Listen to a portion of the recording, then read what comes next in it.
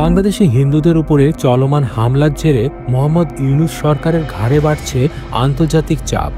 New Delhi, Britain, America একযোগে সরব হয়েছে সংখ্যালঘু নির্যাতন নিয়ে।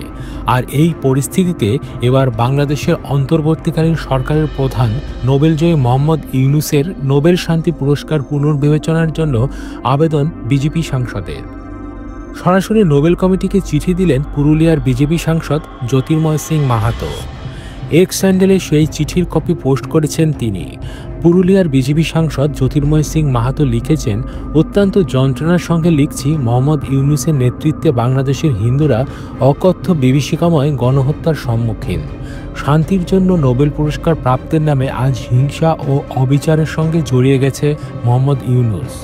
মোহাম্মদ ইউনূসের নেতৃত্বে বাংলাদেশি হিন্দু এবং সংখ্যালঘুরা চরম হিংসা ও আক্রমণের শিকার হচ্ছেন। এই নৃশংসতার নিন্দা করতে এবং পুরস্কারের সততা বজায় রাখতে এখনই পুনর্বিবেচনা করা হোক। এখানেই শেষ নয়, ধর্মীয় সংখ্যালঘুদের ধর্ম পালনের স্বাধীনতা হরণ করা হয়েছে। সেখানে দুর্গাপূজার মতন উৎসবেও নানাভাবে বাধা দেওয়া হয়েছে। চিন্ময় কৃষ্ণ দাসকে গ্রেপ্তারির মাধ্যমে বাংলাদেশের সংখ্যালঘু ধর্মগুরুদের বিভিন্নভাবে ফাঁসানো হচ্ছে। তিনি এই চিঠিতে নোবেলজয়ী মোহাম্মদ ইউনূসকে গণহত্যাকারী হেনরি কিসিঞ্জারের সঙ্গে তুলনা করেছেন।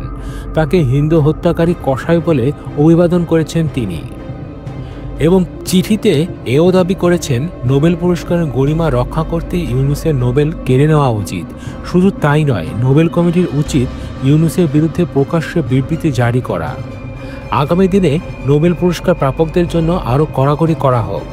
আসলে হাসিনা সরকার গদি হারানোর পর থেকে বাংলাদেশে মাথাচাড়া দিয়ে উঠেছে জামাত, হেফাজতে ইসলামের মতন মৌলবাদী দলগুলো। বাংলাদেশে ইসকনকে নিষিদ্ধের দাবিতে সবচেয়ে বেশি সোচ্চার হয়েছে তারাই। এবার তাদের বিরুদ্ধে গর্জে উঠেছে সেখানকার হিন্দুরা।